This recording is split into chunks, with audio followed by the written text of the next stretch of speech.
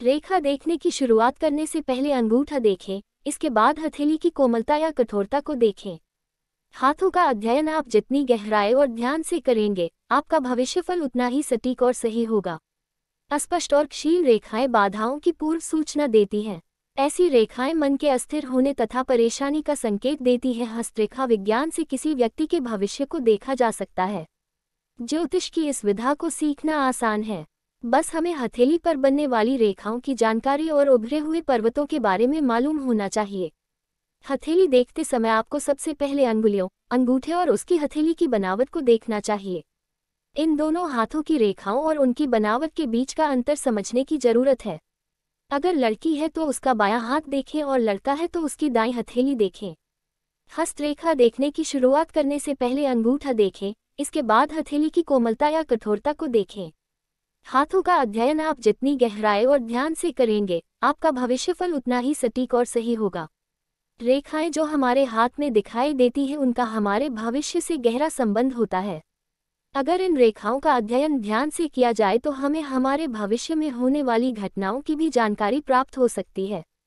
वैसे तो हमारे हाथों की सभी रेखाओं को अलग अलग महत्व दिया गया है। किसी व्यक्ति के पूरे जीवनकाल में उसे कितना मान सम्मान और पैसा मिलेगा, इन सब की भी जानकारी रेखाओं के अध्ययन से मालूम की जाती है। लेकिन इसके लिए हमें हथेली की रेखाओं का ज्ञान होना आवश्यक है। हथेली पर बनने वाली प्रमुख रेखाएं।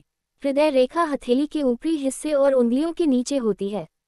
ये छोटी उंगली से शुरू होती है और तर्जनी उंगली की तरफ बढ़ती है।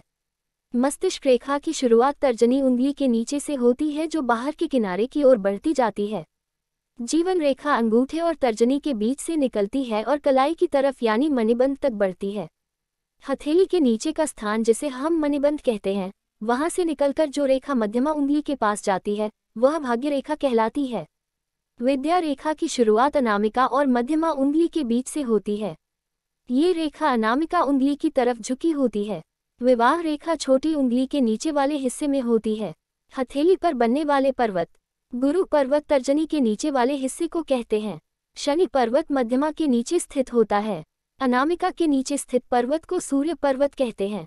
कनिष्ठा के नीचे वाले पर्वत को बुध पर्वत कहते हैं। अंगूठे के नीचे बना पर्वत शुक्र पर्वत कहलाता है। हथेली की रेखाओं और पर्वतों को इस तरह समझिए। अगर किसी व्यक्ति की हथेली पर रेखाएं अधिक कटी फटी हैं तो यह उसके लिए अशुभ संकेत नहीं है, जबकि स्पष्ट रेखाएं शुभता को दर्शाती हैं। वहीं हथेली में पर्वतों का उभार जितना होगा उतना ही उस व्यक्ति के लिए अच्छा होगा।